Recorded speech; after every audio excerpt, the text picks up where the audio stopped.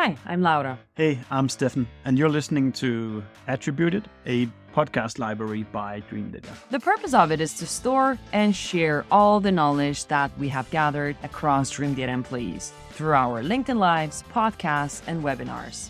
The typical topics you'll find here can be stuff like marketing, Sales, B2B ads, operations, social selling maybe. Hello and welcome everybody to a live session that I have really been looking forward to. It's another attributed session for you guys with another brilliant B2B marketer brought to you by Dreamdata and me. I'm Stefan. I'm the CMO and co-founder of Dreamdata. Today we have let's call it a LinkedIn ads fan, but I'm joined by a LinkedIn ads fanatic, which is you, AJ. And I was just checking out your podcast and I can see you've done more than 150 episodes just on LinkedIn ads. I think that I actually might just be a world record. But tell me, AJ, for those who have not met you before, and now today we're going to just be talking all about LinkedIn ads, which is something I love to do. It's very geeky, but we love them at Dreamdata. But what's your story with LinkedIn ads? How did you get started, and what are you doing on a day-to-day basis with LinkedIn ads now? Yeah, well, thank you. First of all, Stefan, I appreciate being invited on your show. I've watched so many of them. I'm a huge fan, so this is kind of a bucket list moment for me. So my story was I started out in search engine optimization and Google Ads. And I got brought in as the first digital marketer for a pre-IPO SaaS company back in 2011. And I was talking to my new boss, the CMO, and I laid out everything I wanted to do with SEO and PPC. And she went, "That sounds great. Go ahead and execute it. But just so you know, we started a pilot with LinkedIn ads about 2 weeks ago. See what you can do."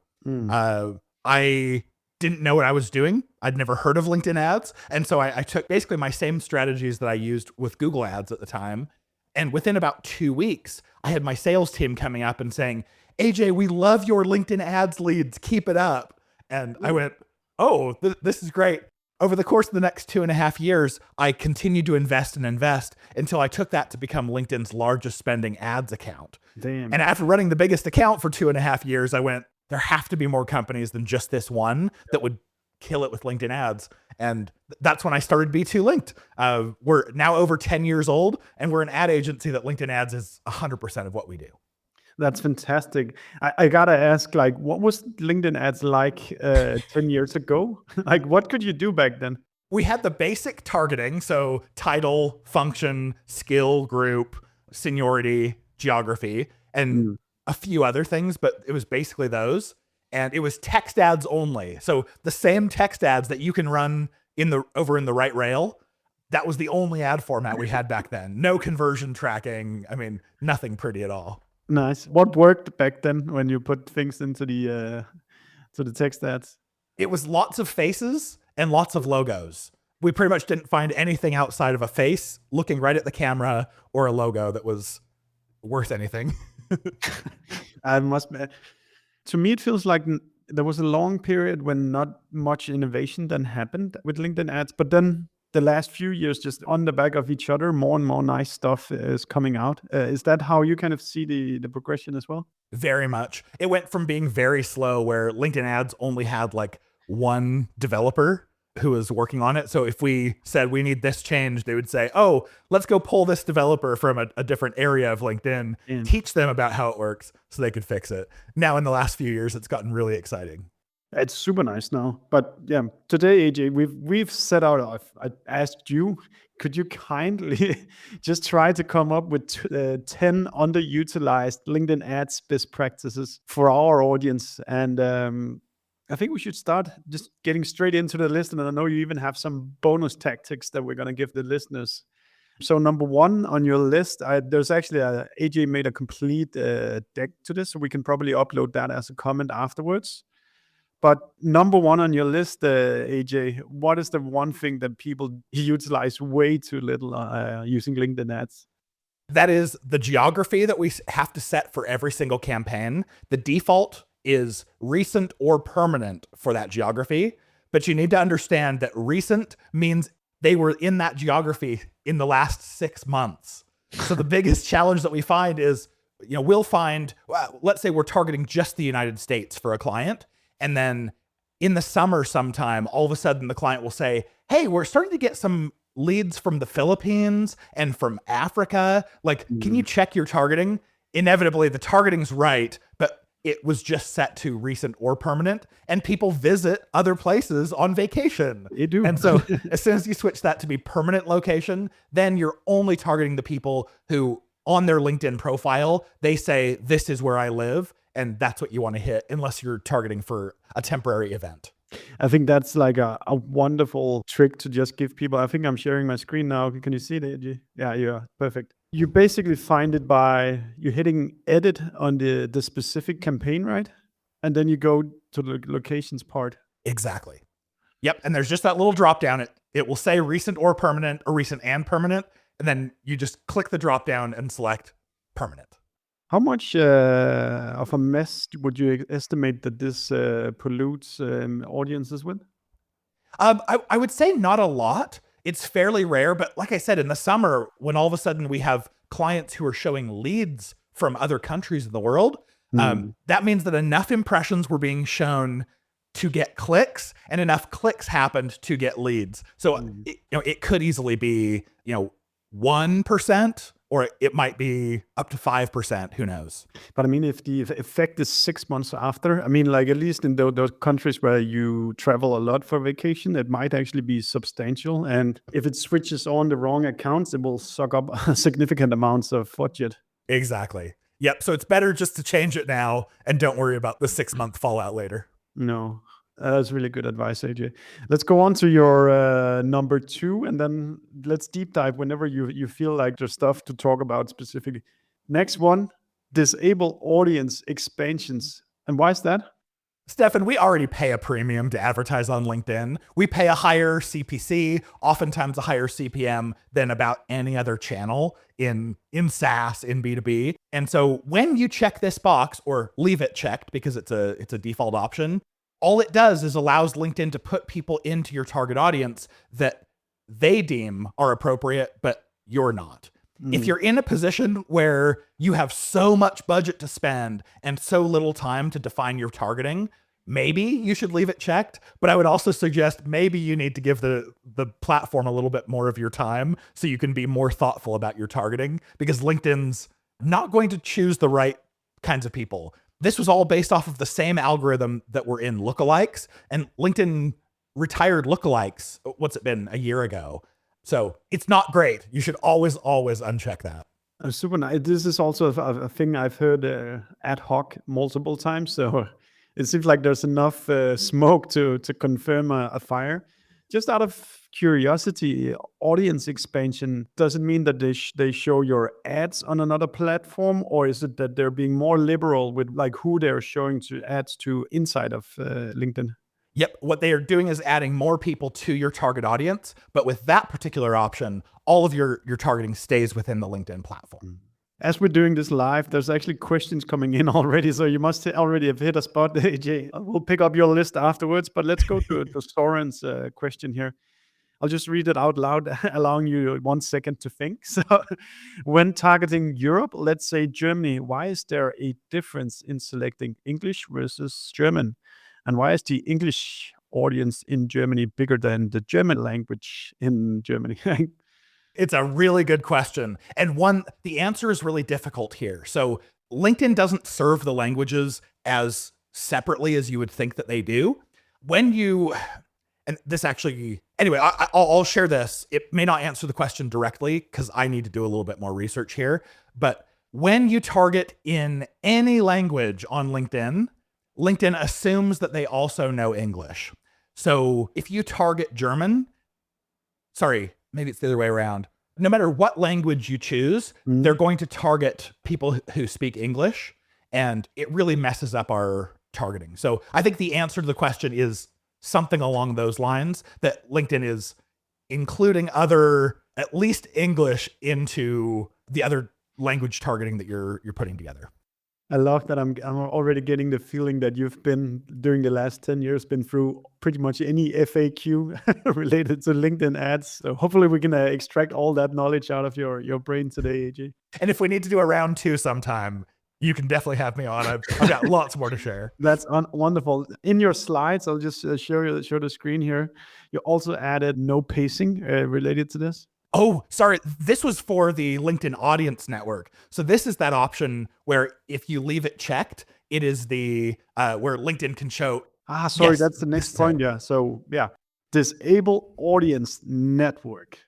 Yes. So the audience network is that option where if you leave it checked, LinkedIn is going to show your ads off of LinkedIn and on other partner sites. Yeah. The problem is that the traffic is really low quality. So we started diving into why is the traffic so bad? And what we found is LinkedIn has no sort of a pacing algorithm. So as soon as someone shows up on one of these partner sites that fits your targeting criteria, LinkedIn immediately starts serving it to them as many chances as they get. And the partner network is quite large. So you'll usually spend 99% of your budget off of LinkedIn and only 1% on. And on LinkedIn is where the highest quality traffic is. We've also, not only will it spend the whole day's budget in just minutes, oftentimes like the first 20 minutes of the day, but it's really low quality traffic. Yeah. That QR code you showed on the slide takes you to a podcast episode I did all about block lists. And in that, I gave my free block list. I went through all the 1,000+ sites and chose only the highest quality ones. And you're all welcome to that one for free.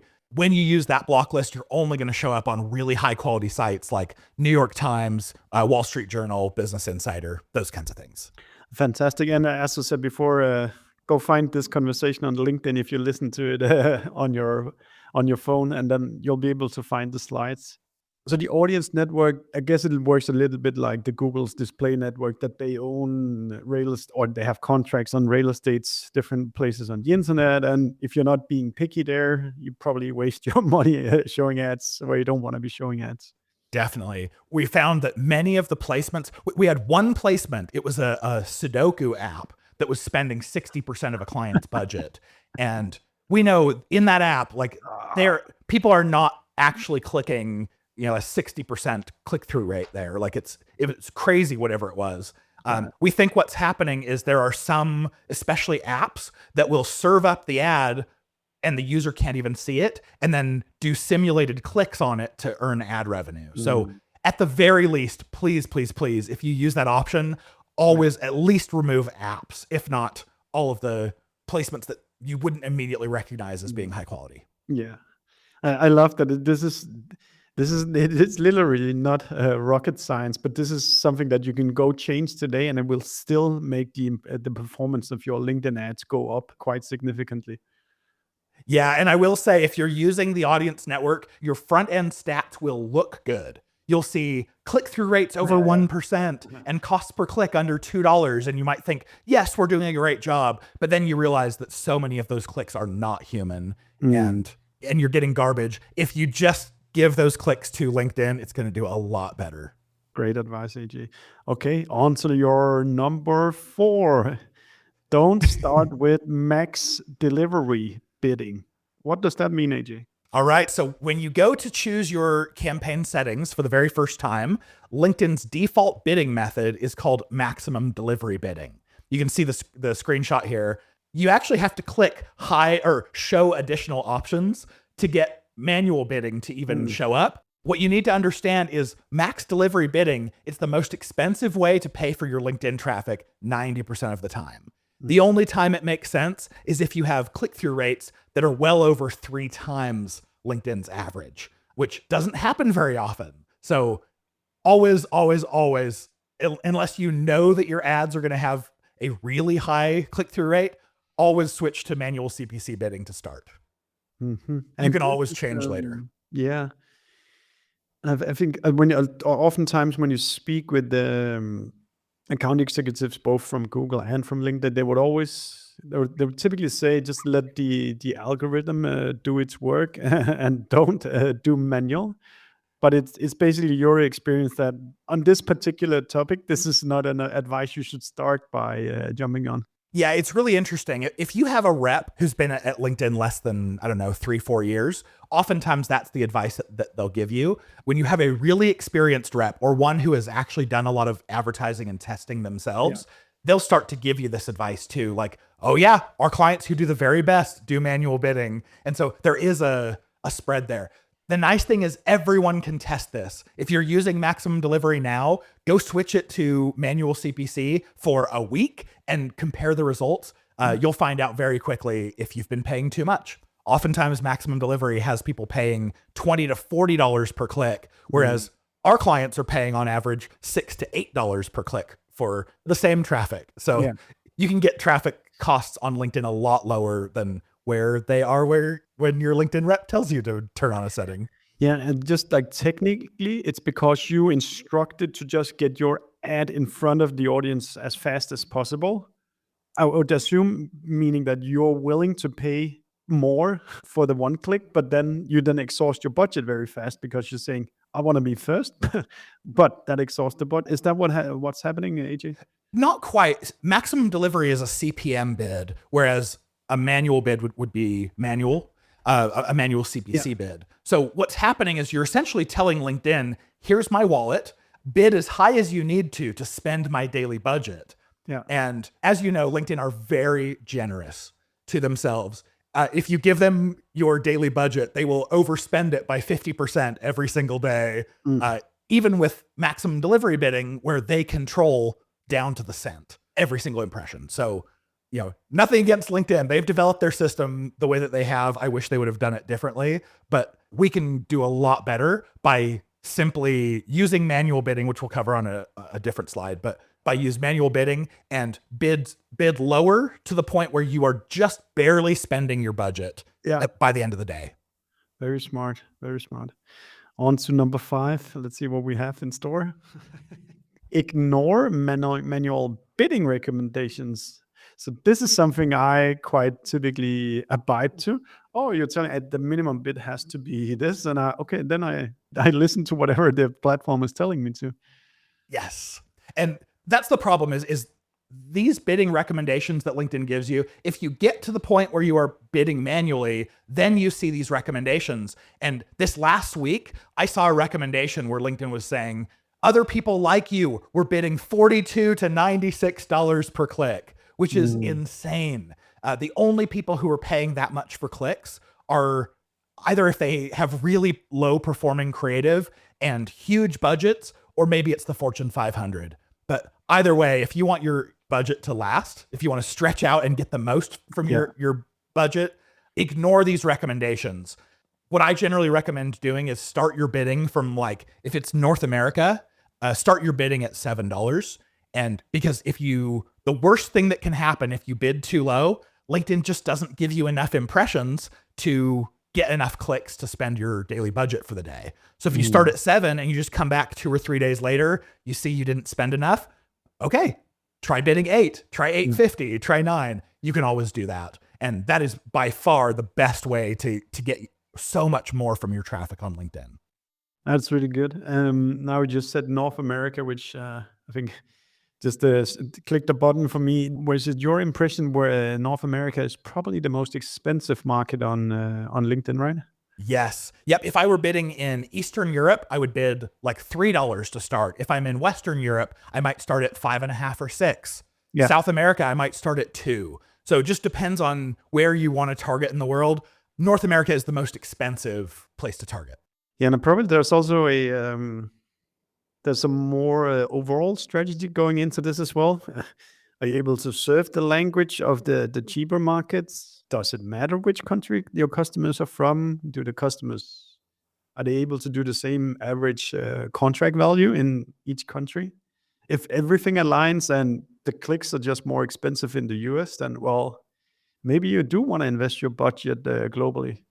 Or if you're not able to do CS work that actually serves the people outside of maybe in Europe or in Australia, then you shouldn't be bidding. I bet you talk a lot with your clients about the overall strategy of the go-to-market as well, AJ.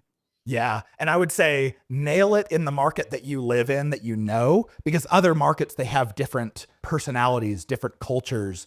And very early on, this wasn't with LinkedIn, but I was wondering with a company I worked at, why do I have terrible conversion rates in Canada? And the reason why is because my forms said zip code rather than postal code.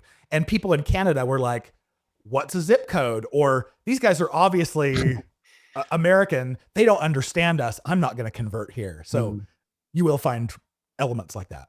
Wonderful. And I think just for the structure of our conversation, AJ, you have so many great, very specific points. So I think let's work through the specific points you already prepped. And then there's a lot of questions, and please do continue to type them in, because then me and AJ can pick them up as soon as we're done with all the tangible stuff AJ prepared for you. Next, number 6, ABM, include company page URL for 100% match. Okay. So for those of you who might be uploading CSVs of your, oh yeah, go ahead. No. I know you do. On my finger. We do that. Yes, you are the kings of account match. That's why I wanted to make sure I included an ABM tip. If you have, a normal company list that we've uploaded before might be company name and company URL, and those don't match at a super high rate. But what we've done in the past is we've gone ahead and uploaded just company names and URLs. And then LinkedIn will show you, when you go into the audience, the names of the companies that didn't match. Then you could just grab those. There's no easy way to download, so screenshot them or copy paste. Go and research yourself. Go find the LinkedIn company page URLs for all of those companies, re-upload them with that field, and then you'll have 100% match rate. LinkedIn matches company page URLs because they own them at 100%. That's super good. And I think let's just give a little bit of extended shout out to the matched audiences on LinkedIn. I think it's a fantastic way to advertise that. If you know who the companies are that you want to be targeting with your ads, you can literally just upload a list with these names and run ads towards people in the function where your product or service is relevant. And it doesn't have to be high budget either. If there's 10 companies you want to go after, you might only be able to spend, $20, $30 a week on such a small audience. That's okay. It's funny because I was speaking with a founder of a tech scale up here in Europe last week, and I was telling him, you don't even have to think about measurement if you're running a very low budget. You know that the accounts that you want to hit with the job functions you want to hit will be exposed to these ads. So when you're doing it at low scale, just start, because it's so precise. Then once you want to go larger scale, of course, we can always talk about analytics solutions like Dreamdata. But when you just start out, you can actually pick the accounts and just tell LinkedIn, just show ads here, as opposed to Google ads, SEO, all the other tactics where you have no control. Here you can give them the list and the ads start running to the accounts you want. Yes. And what's more, these are the companies that on their LinkedIn profile, they said, this is the company I work for. So you're not doing any sort of based off of an IP address match to try to figure out what company. They told you what company they work for. It's incredibly accurate. Yeah. My prediction is this, that LinkedIn ads is going to explode for B2B companies as more people become aware about how good it actually is nowadays. Oh yeah. Yep. Just go try any other platform that was made for B2B, and then you're going to realize how sweet it is on LinkedIn, especially if you follow these tricks to get your costs down. Awesome. Next, number 7, contact lists. Emails don't have high match rates. Oh, okay. So this is a good one. A lot of you may be using the contact lists feature where you have a list of individuals, and one of the fields there is email. And I totally understand why you want to fill that in, because emails are how you match the same thing on Meta, the same thing on Google. But what we've found is you actually get the highest match rate by providing a first name, last name, company name, and job title. LinkedIn does not need to know an email address for someone. This is a secret. Let this sink in. You don't have to provide an email address for someone, as long as you can provide the company name, the job title, first and last name that are in LinkedIn's records. They know exactly who that person is, and they're going to match at a really high rate. Awesome. And here's a question from Sophie, which is right on point right here. So I'll take it. At which stage of setting up the LinkedIn ads can you upload your list of companies you want to target? This can happen before, after. This can happen at any time during. What you do is you go to plan and then audiences, and then you say, I want to create an audience. Then LinkedIn will ask you what kind of audience you want to create. it's a matched audience, and then you get to choose whether it's a company or a contact list. And they'll give you a template. Like, here's a CSV of how we want the data. You just input your names of companies, ideally your LinkedIn company page URLs, upload it right back into LinkedIn. It does take about 2 to 3 business days for LinkedIn. Well, it's 2 to 3 days, doesn't have to be business days, for LinkedIn to finish like processing that list. But as soon as it's processed, let's say you set up a campaign that was using that list and activated it. Your campaign would show as active, but it won't actually start serving until LinkedIn knows about that list. And if it takes 2 to 3 days, as soon as LinkedIn finishes processing, that's when your ads start serving. So you could do this anytime. A good day to do it is always do it on a Friday before you go home. Then when you start next week, it's ready to roll. I did that this weekend. I have 4 audiences all ready for me now that I'm in the office that I fantastic created. Here's one that sounds a bit counterintuitive, but I know it matters. Number 8, retargeting needs guardrails. What's on your mind here? All right. So if you are using the retargeting, which you definitely should, there's 2 kinds of retargeting. One is website visits retargeting, people coming to your website. Great. I'm glad you're using it. The other one is people who have visited your company page on LinkedIn. These are great, but realize that the kinds of people who visit your website, it's not always because they're looking to become a customer. Sometimes you'll have people who visit your website because they're looking for a job from you. So they're visiting the jobs page. Sometimes it's sales teams who are trying to research your company so that they can better sell to you. So let's say if you're targeting IT people in general, those are your ideal target audience. There's no reason for marketers and salespeople to be targeted in your targeting. So when we use these website retargeting or company page retargeting, we add simple guardrails, which might be like the job function of IT. Boom. Now you've just gotten rid of all of the people who are trying to sell to you or get jobs from you. And maybe let's just go a little bit deeper because it's so powerful when you do it. You could also say our market is only companies with more than 200 employees or less than 1,000 employees, or could be, special titles, languages. I think any site, I think there's as you said, there's 2 things. You can retarget those that visit your company page on LinkedIn, but there's also a lot of businesses who built their business on SEO, which means they have a ton of traffic on your website. But exactly as you say, AJ, you don't want to be retargeting all that traffic. But by just setting up these guardrails, you only retarget the relevant traffic that came to that website. If you're running extremely account-based, you might even utilize the audience we just talked about before and say, only turn on the retargeting ads if it's an account on this list that we have defined upfront. Such a good point. Absolutely. Ooh, here's a twist or a curveball. Paulina is saying, any tips on how to broaden the retargeting audience?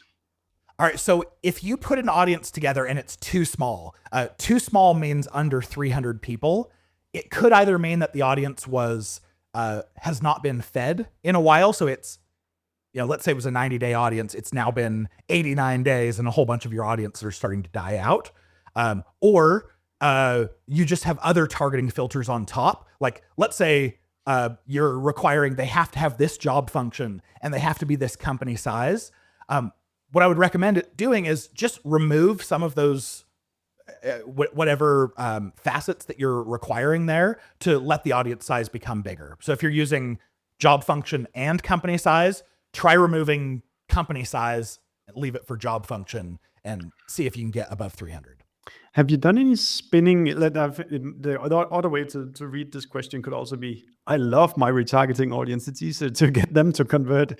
How do we copy it, or how do we kind of do something to make get me more people like these? Oh, okay. So there's so many ways we could go with this. LinkedIn has a whole bunch of retargeting that we call them engagement-based audiences. Yeah. They are people who've taken some sort of an action on your ads that because they were logged into LinkedIn, LinkedIn knows exactly who they are and what they did. And so some of these retargeting audiences, they build really efficiently. For instance, in my top layer, I call this my stage 1 ads. When I'm targeting my cold audiences, if I run video ads, I can then say, I want to retarget anyone who watches at least 50% of one of my video ads. There's a lot of people who watch video on LinkedIn, so that's very efficient. The other one is thought leader ads on LinkedIn, because every single engagement that someone does with an individual's post as a thought leader ad, all of those clicks are retargetable, and you can get big audiences very quickly to retarget.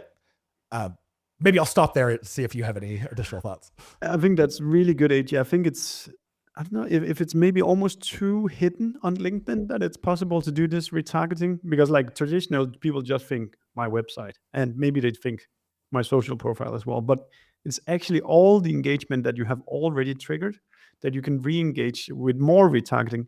But to be super specific, AJ, how do people get that to work? I think we have to first set up the audiences. Yeah, it's a little bit cumbersome to do it. Yeah. And the cool part is, if it's website visits retargeting, that has to be set up and collecting and get at least 300 people on your website. So this is most valuable, I think, for people who are either spending a lot on LinkedIn and driving lots of traffic, or their website has traffic coming from lots of channels and you can get to that 300 people very quickly. But that is 100% cookie based, which means probably a half or more of your audience are on iOS devices. And as soon as they leave your website, iOS dumps the cookie. And so you're not going to be able to keep retargeting the majority of those people.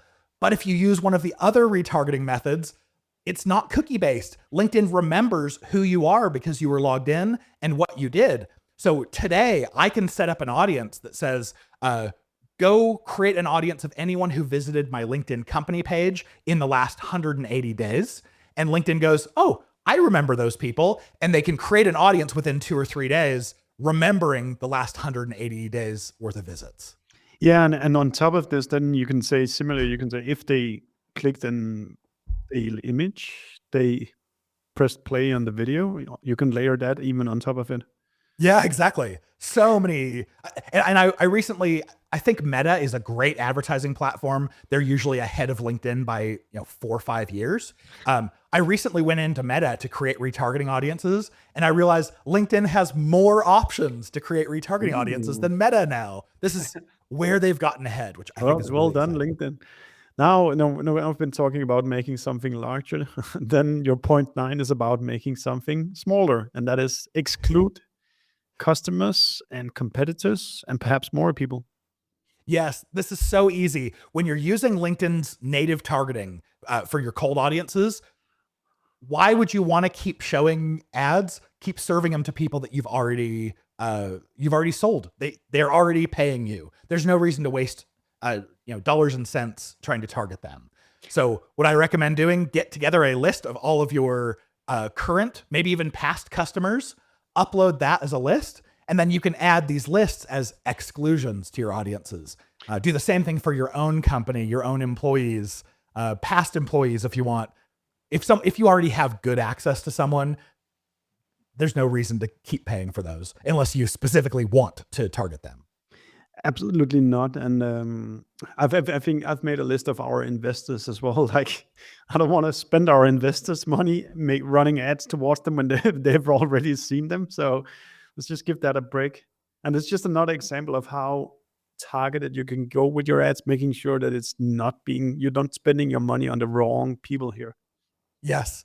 One little funny thing that I'll mention is we have had clients who say, we specifically want our executive team to see our ads so that, because they come and ask us and they say, hey, you're advertising on LinkedIn, but I haven't seen the ads. So occasionally we'll put together a campaign targeting just their own company, but we bid very low and we bid we bid by CPM rather than CPC. That way, when they click it, it doesn't cost us. And we're just going to make sure that our ads just keep showing. Yeah, I have to throw in a little Dreamdata plug here, or else my product team will will kill me. But we do have an audience hub where you can sync audiences dynamically to LinkedIn ads. So as soon as customers change status inside your CRM, Dreamdata knows, and then the next day the algorithm updates. Customers are either in or out of an audience. So there's the plug for my product team here. Very cool. Cool. Number 10. Let's see what we have here. Single image ads love square imagery. I've never said that sentence in my life before. Before I typed up this slide on a flight, I hadn't either. But when you run single image ads, there's a lot of different formats that you can use. You can do the 16:9, which is kind of where LinkedIn started. It's the wide horizontal, and those don't look good on mobile. If you do one that's tall, a lot of people are doing 4:5, so it's a little bit more tall, or sometimes 6:19. Sorry, 9:16, 16:9.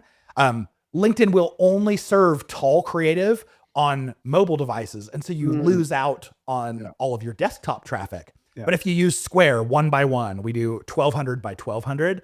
That's the ideal size for single image ads. I think that's great advice. Also, like if you want to do like these mobile specific stuff, kind of you need a team that thinks about these things all the time. If you're a smaller team, just do squares, and you don't have to think too much because they take up good amount of real estate on a desktop, and they do so on a mobile as well. Totally. Now, I can't recall, AJ, is it possible to target device types on LinkedIn ads? Say, here's a tailored one for phones. Can I click that? Unfortunately not. This is one that I really wish that LinkedIn would come out with, because it's so easy for them to know. They know what device people are using. Absolutely. They just, the targeting that we have, if you go into traits, you will see device preference. But just because someone prefers mobile doesn't mean that they're on mobile right now. Yeah. So the only real way, if you use, if you're using the newsfeed ads and you choose a tall creative, that's only going to be displayed on mobile. And if you use all the right rail ads, text ads and dynamic ads, those are only eligible to run on desktop. Those are the only ways that I know of to choose which device. That's a shame, because that would give you more confidence about saying, okay, this one is going for mobile. So like even the creatives might be a bit faster because it's going to be consumed in 1 or 2 seconds or something like that. Exactly. Cool. That took us through the first 10, but you're a generous man, JJ, and we have more tips straight for you. Number 11, rotation optimized for performance. Okay, so first of all, while I was putting these together, Stefan asked, hey, can you come up with 10 of these underutilized best practices? And I was like, oh yeah, I bet I can come up with 10. And as I kept typing, I came up with 12, and I was like, okay, I have to stop. Yeah. So we have some bonuses here. Okay, rotation on ads. What's that, AJ? This is the one recommendation that LinkedIn gives that I absolutely agree with. LinkedIn's default rotation setting is called optimized for performance. The other option I've seen a lot of people recommending, but I do not, is called rotate evenly. What you need to know about rotate evenly is it doesn't actually rotate evenly. What it does is it enters both evenly into the auction. But the auction is going to treat poor performing creative very differently than your good performing creative. So if you force LinkedIn to show it into the auction the same amount of time, what you end up seeing is you'll get fewer impressions and higher costs for each one. So that's interesting, AJ, because there's other consultants that specifically would also recommend the rotate evenly option quite often. So I'm glad to hear like a contradicting the normal opinion, but it does make sense that you're forcing the algorithm to. And I guess the algorithm judges a lot on engagement rate. Do people like this content? Exactly. Then it's cheaper to get approved. And if it's poor performing content, it's more expensive, which makes sense because the user gets a worse experience by being exposed to this ad. Exactly. That's why I call it the charge me more and show me less button. Anyone can go and test it. If you're using rotate evenly, try switching for just a week to optimized creative, and you'll probably see more impressions, lower costs across the board with no other changes. I mean, there's probably fair arguments for why you wanna like rotate the message. It's not just one ad that's being shown, obviously, but it doesn't change that you're right that you will be paying more for exposure because the engagement rate is simply just lower. Maybe just Paulina is coming back here with another one, AJ, that I'll put in front of you, dude. A bit related. How does this work if you want to do an A/B test? Yes. So an actual A/B test is impossible to run on LinkedIn. Even if you use their A/B testing tool, what it's doing is it's creating two separate campaigns with a creative in it that is slightly different. And LinkedIn is going to treat two campaigns differently. As soon as it has a higher or a lower relevancy score on one of those campaigns, you're going to see it's not going to give impressions evenly anyway. So give up on the fact that you want a perfect A/B test. It's just not going to happen. Yeah. Instead, run two creatives in a single campaign with this setting on, and probably what you're going to see is one of the creatives is going to get 60% of the impressions, one's going to get 40 or thereabouts. Don't include additional creatives if you don't want some creatives to only get 1 or 2% of the impressions. But usually I can judge pretty nicely between a 60-40 split, which of the ads is working well, especially if you have that same test running in multiple campaigns. Then you can combine them all and get a really clear picture. That's a really good advice, AJ.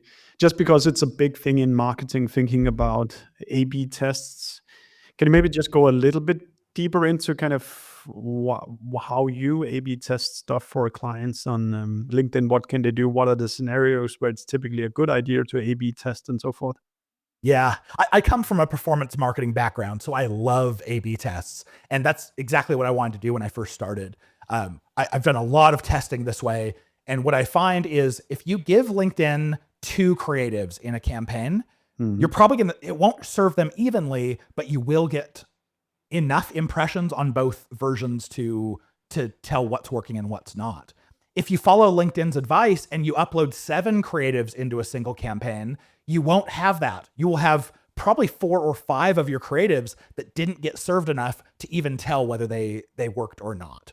So I would say ignore LinkedIn's recommendations here, run 2 creatives at a time. When you've fully evaluated that A/B test, pause both of those variations and launch 2 new so that you're always giving them the same amount of time, the same consideration by LinkedIn. That's the best way I've found to A/B test. Should people, like, this is more like an overall line of thinking. If you're satisfied with what you are seeing in terms of performance, should you test or should you leave it? Should you rock the boat or just kind of be appreciative that you're kind of satisfied with what numbers you're seeing at the moment? Yeah, every single test we've ever run, there has been a winner and a loser. And if you're not testing, you don't know what's working better. Even if it's 1% better, that's still 1% improvement on your performance. So yes, even if you have one ad that is doing great, always be testing at least something else against it just to see if you can improve it. Cool. Okay, your last advice, and then we have a lot of other questions we can pick up at the last few minutes. So let's go for it. Bonus number 12, use website visits as objective. So I guess that's some kind of, is it a bidding option you go for? It's an objective on LinkedIn. Sorry, yeah, objective. Yeah. So here's the thing is all of these other objectives that LinkedIn may recommend, they give them names like brand awareness. And you think, oh, of course I want to run brand awareness campaigns on LinkedIn. But the name that they've chosen for a specific objective does not actually match up with the best performance for what it is you're trying to do.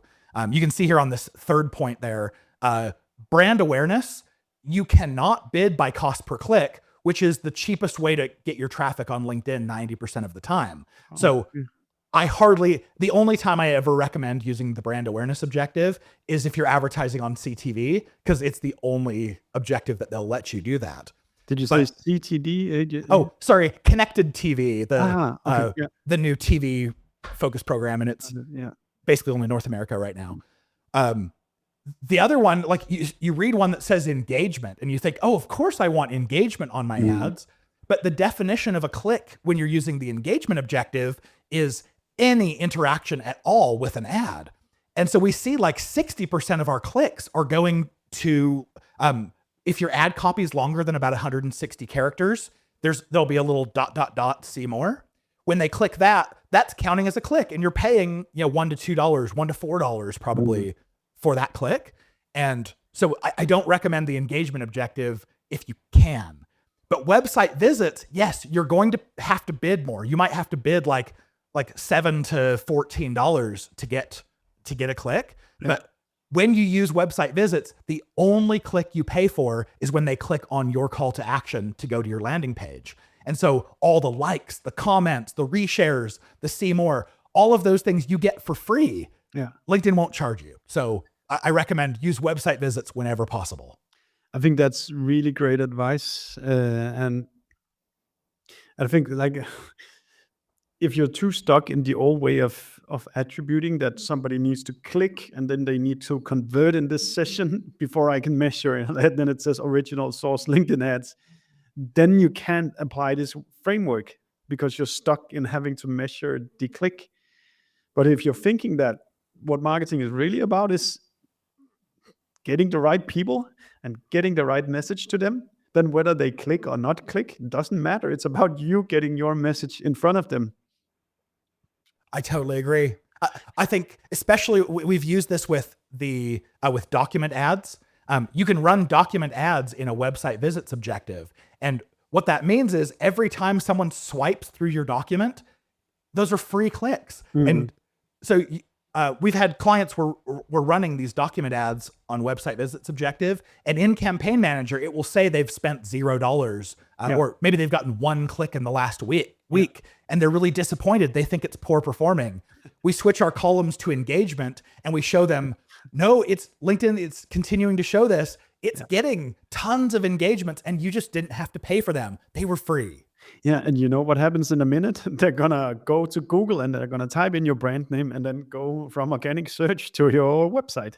Exactly. And you may not be able to attribute it directly to LinkedIn, but imagine that when you shut your LinkedIn ads off, all of a sudden your Google traffic decreases and conversions drop. It's because those platforms are playing so well together, just like Dreamdata can tell you. Yeah, exactly. That's one of the outcomes of being a marketing partner of LinkedIn is that we have access to the API about where impressions and engagements as well. So we can't say it's this person who did it, but it was somebody from this company that got exposed to this asset, which was the first 10 impressions before somebody showed up at your website. Yep, super valuable. Okay. That was all your slides, AJ. I'll make sure to upload them afterwards, but we still have a lot of questions coming in, so we'll go straight to them. We have 8 minutes left, so let's see what we can manage to do here. Perfect. I think this one you must be getting all the time at the moment. Do you have experience with LinkedIn's AI for ad creation? Is it any good? I didn't even know LinkedIn had AI for ads creation.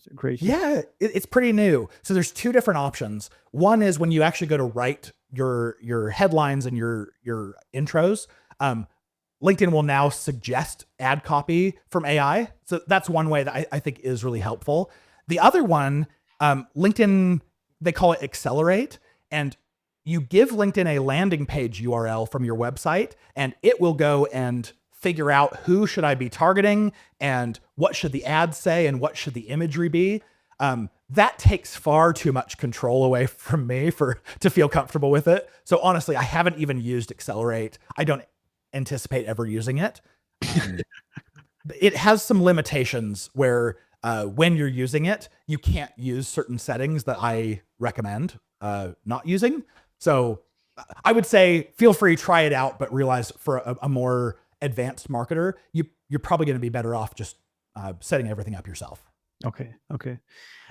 Speaking of AI, is there any other AI tools that has become kind of part of your tool stack for running LinkedIn ads by now?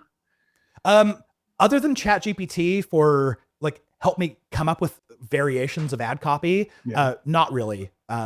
What I hope we have in the future is right now, AI is very much built around large language models, which means they don't understand numbers very well. What I want is AI looking through all of my results, sending me, either making changes or sending me notifications that says, hey, for the past 3 days, this campaign has had a significantly lower click-through rate. Maybe you want to upload some new creative here. That's what I want. Good advice. AI is really amazing for ads copy, and it's also like to combining things that have nothing to do with each other, but smashing them together and actually coming up with very good. We've been using them sometimes for LinkedIn ads text, where you can tell them you have this amount of characters together. It needs to embody the value proposition of Dreamdata. And you can add a sense of humor or whatever, and it will just, all of them won't be good, but it also only takes you a minute to do that prompt, and then you can take that text out and put it directly into the ad. Totally. AJ, now I've forced you so much to be specific, which you've done exceptionally well at. If I asked you a little bit more, like on a more strategic level, which companies are LinkedIn ads for? Which companies typically, when you see clients end up becoming successful with LinkedIn ads, and maybe vice versa, who doesn't end up becoming successful with LinkedIn ads? Yeah, we've worked with over 1,000 companies now at this point. And my whole goal in starting out was, let me find out who actually is going to be successful on LinkedIn and who's not. These are the two criteria that I've put together, maybe a third criterion as well, that really dictates success. So number one, does the company, when they sell a product, is it going to be worth at least $10,000 over the lifetime of that customer? Then usually, I mean, you're going to spend something like $1,000 to $2,000 to acquire the customer, and then you have to pay a sales rep commission, and obviously, finance future ad spend. We find that if you have a lifetime value of less than 10,000, then you may have a hard time actually having a higher enough return on your investment to want to keep going. So that's number one. Yeah. Number two is, do you have the content to support it? Because I think most advertisers, they'll say, this is my ideal audience. Let me show them a demo focused ad. And the fact of the matter is, cold audiences, they are not ready to talk to your sales rep. Nope. And if you run that, you're going to see really poor performance. You're going to see, $2,000 per conversion, and then they ghost your sales rep. It's really painful.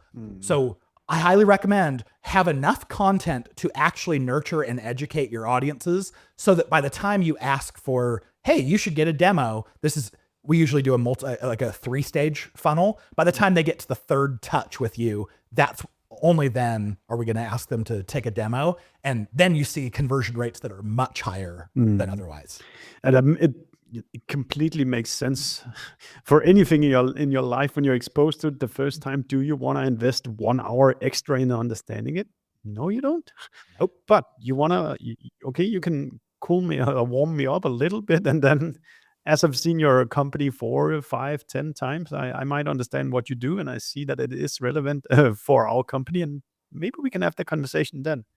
I think one thing we've seen at our own company is that getting your employees to kind of go on this venture of organically posting on LinkedIn, like doing social selling on LinkedIn, is a fantastic engine for what you can put into ads, because the LinkedIn algorithm have already answered you. This post kind of went micro viral, and hence, if your followers are the same as the cold audience you also want to unfreeze, well, use the thought leader ads and put that organic post that were great in front of the cold audience, and you might just see a good engagement rate on it.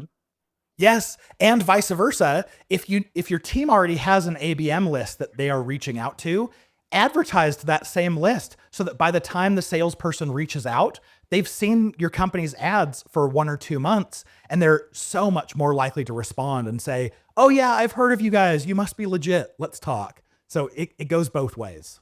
Absolutely. AJ, we're out of time, and I know you're a very busy man. If you have convinced people now that you actually know what you're talking about, which you have when it comes to LinkedIn ads, how should people try to get in touch with you? Definitely follow the LinkedIn Ads Show podcast. If you're a podcast listener, every week we do a deep dive into some area of LinkedIn ads. And it gets as geeky as we've gotten today, and even sometimes more. You like that? Shoot me a connection request on LinkedIn. Just customize it and say that you heard me on Stefan's show. That way I know to go and seek it out and accept it. But yeah, and we're also at b2linked.com if you want to check out anything on our website.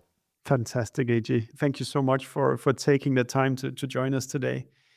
And my pitch is, if you liked our conversation just right now, also go search for Attributed where you listen to your podcast, because you'll find more than 200 conversations with smart people like AJ here, and you can just consume all that as well. But thank you so much for listening, and I know both me and AJ will check out the comments afterwards to see if there's any follow-ups we need to do. So everybody, thank you so much for listening now, and thanks for coming. We hope you like listening to us. Subscribe to our podcast and the ones that we have been guests on. And if you have any feedback for us, just do let us know. And should there be a guest that you think we should be talking to, then pitch us. We're looking forward to seeing you.